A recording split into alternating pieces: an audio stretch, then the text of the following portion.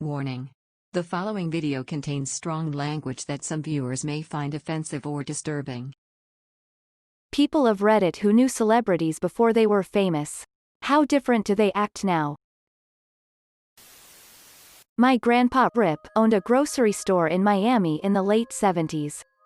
Wesley Snipes and his friends once stole some candy from his store, and when he caught them he let them have it. Since then Wesley and his friends were regulars. Once, Wesley left his bike in front of the store and it got stolen. Was a pretty bad area. My grandpa gave him his old bike that he kept in the back of the store. My uncle took over in 2001 when my grandpa died. In 2007 he came back to the store while my uncle and cousin were there. To ask about my grandpa. My uncle said they talked for a little over an hour about how my grandpa treated him like a son. When he found out my grandpa passed he felt guilty he didn't visit sooner. He embraced my uncle and cousin and left. My uncle said he told him they plan on having the building repainted while they talked. About a week later a crew of painters arrived and told my uncle they were already paid to have the building repainted. Such a genuine dude. Edit, sorry I haven't been able to reply to everyone. But thank you guys so much for love. Even though he's often portrayed negatively. Glad to see that people still try to find the best in us. Even it's a small gesture. Heart. This is real late and secondhand, but I knew someone who went to ACM with Ed Sheeran. He said he was lazy in class. Skipped classes and just wanted to smoke weed. And my acquaintance was mad when Ed started getting more and more famous when Ed didn't even bother with his music courses. I thought that was funny. I went to college with Joe Keery aka Steve Harrington in Stranger Things. He was my college boyfriend's sweet mate and just the nicest guy. His hair has always been dreamy and amazing. Last time I saw him was at a viewing of The Hateful Eight after we graduated and he still made a point to come over and say hi. Edit, spelling. Work in a restaurant about 15 years ago as a manager. Rachel McAdams walked in for an interview. She was still in acting school and serving table to pay for it. She worked at my restaurant over the course of the next 2 summers. Serving on our patio. Still friends to this day. She hasn't changed a bit. Still bikes to get groceries. Friend of mine was friends with Tom Hanks in high school and went to prom with him. He still writes her personalized birthday cards on one of his typewriters. I went to high school with Mark Ruffalo. He was nice. He was one of those thespians. Our high school had an acting group that challenged the students to get out of their shell and do things in front of strangers like introducing yourself as the wild fairy of the woods and presenting them with a flower. We didn't talk much. But like I said, he was a good guy. I knew Brett and Jermaine, Flight of the Conchords, back in the late 90s, early 2000s. And met Taika Waititi a few times too. I was a big fan of his art at the time. There was one painting of someone in a bathtub that stuck in my head. I knew Brett better than the others. Because he was in a reggae band with my good friend Barnaby. As far as I can tell, they are all exactly the same. Went to middle school with Megan Fox for a bit. She rode my bus and she mostly kept to herself. Most of the guys would fight over who was going to sit next to her, but she was very shy and didn't really have much to say. I'm glad we're finally getting around to apologizing as a society for the way we treated her. She always seemed like a girl whose looks just entirely doomed her to never be taken seriously. Even though she's actually pretty smart and really funny, her New Girl stint was phenomenal. She was either super sexualized or trailer trash here on Reddit. And learning more about how badly Hollywood treated her after she stood up to Michael Bay's insanity makes me so angry. She deserved better. I went to school with Rupert Grint, Ron Weasley from Harry Potter. I was into acting too. So we had done a few school plays together. He was really nice. Very chill. A good laugh. I haven't seen him since school days. But he kept coming to classes whenever he wasn't filming. Was always happy to chat about the movies. Sometimes he'd need a little break from so many people wanting to talk. And would come and hang out in the library. And honestly, you'd never know he was in the biggest film series at the time. Honestly, I think a lot of these answers boil down to if they want fame or not. Rupert loved what he was doing, but didn't care about being famous and having people kiss his ass. Just a nice normal kid. A coworker of mine met Daisy Ridley while on a backpacking trip. Got to know each other pretty well while traveling together. She told my coworker that she wanted to become an actress. Looks like that panned out pretty well. They said Daisy was an absolutely lovely individual. My aunt used to work with Gordon Ramsay's mother but never made the connection. Once they were out for lunch and he ended up coming in to see his mum and met my aunt in the process. She said he was so lovely and polite. Plus my dad has a bunch of Gordon's old jumpers he didn't want anymore.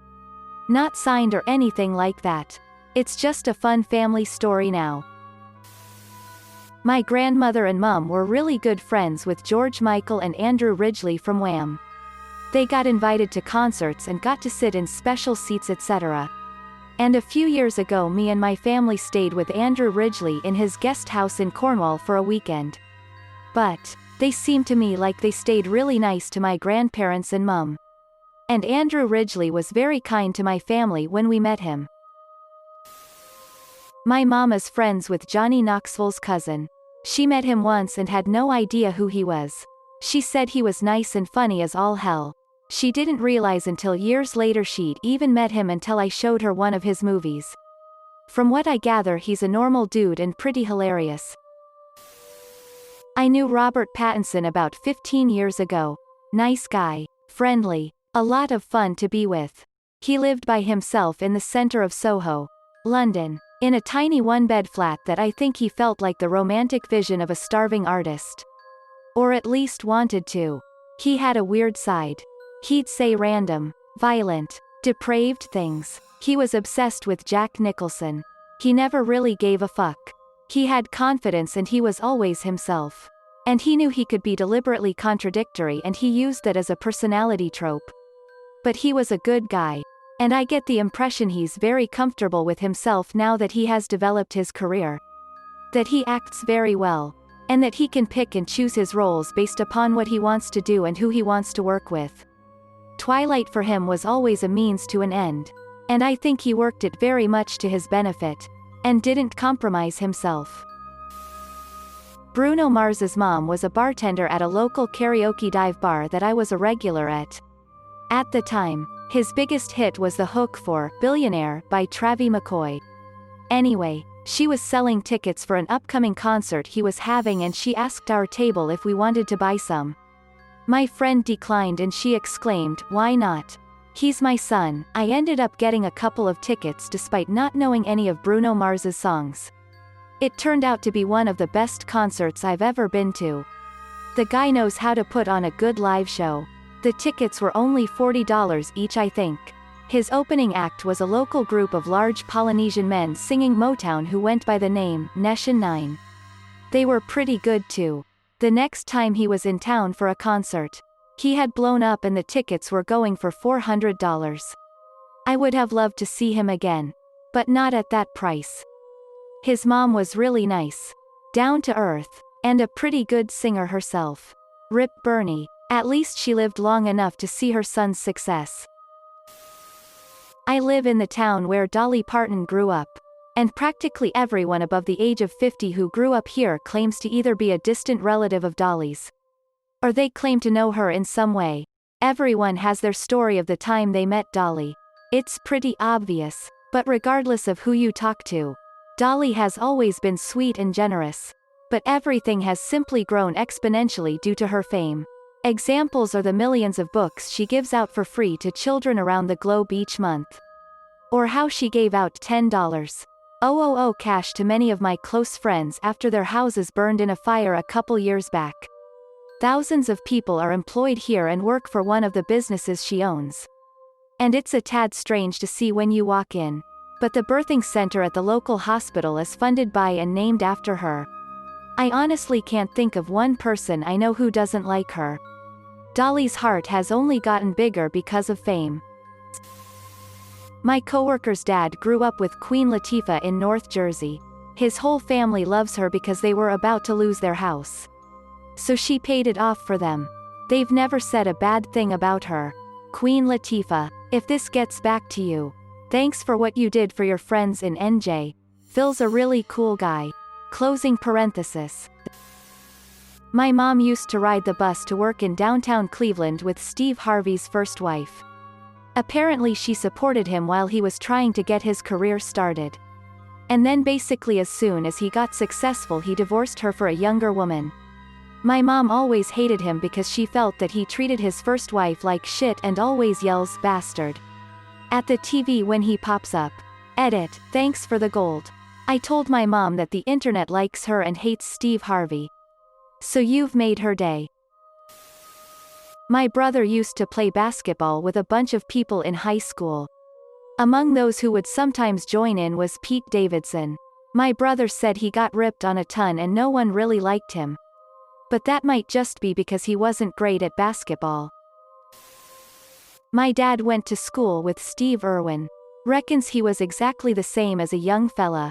He would be away from school all the time on trips with Bob to rescue and rehome crocs all over Australia. No good at footy bet. One of my aunts actually dated Bill Gates for a bit.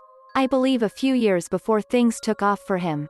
She said he was, too, into her or something like that at the time and weirded her out I guess. Sorry about the lack of detail. I went to high school with Emma Chamberlain. She was a huge bully in high school and pretty much a brat who thought she could get away with whatever she wanted before she got famous. Her parents were divorced, which led to them both always trying to be her friend and never actually parenting her. So they basically let her do whatever she wanted. When she said that people from her high school made fun of her because she was poor and that the parking lot was all BMWs and Range Rovers, I lost my mind because she was the bully in high school. And while the school definitely had some wealthy students, it was mostly a middle-class crowd. I went to high school with Post Malone. We graduated the same year. He always wore a suit to class and was that nerdy dedicated kid. Glad to see how his life turned out. I hoped nothing for the best for him and now I listen to him all the time, haha. I'm just a rondo to him though. We never really talked typo. I knew Cillian Murphy back in secondary school. We didn't go to the same school but mingled a lot. He was a few years older than me. Dude was super quiet, but really damn friendly. I remember when he was cast in 28 Days Later and people were pretty hype for him. But a good few people didn't think much of it. Once it came out though, a lot of people changed their tune when they could see him actually act amazingly. When my dad was in the army, he and some other army members were invited to the filming set of Saving Private Ryan. They were asked to show the actors how to hold guns and how to act like real soldiers. He told me that he met Steven Spielberg and Tom Hanks during his time there. He said that both of them seemed like nice people, but said that Tom Hanks in particular was incredibly down to earth, genuine and has a great sense of humor. I know this is after he became famous, but it's nice to know fame didn't turn him into something negative. Thanks for watching. If you liked the video, give it a thumbs up. Don't forget to subscribe and hit the notification button. See you next time.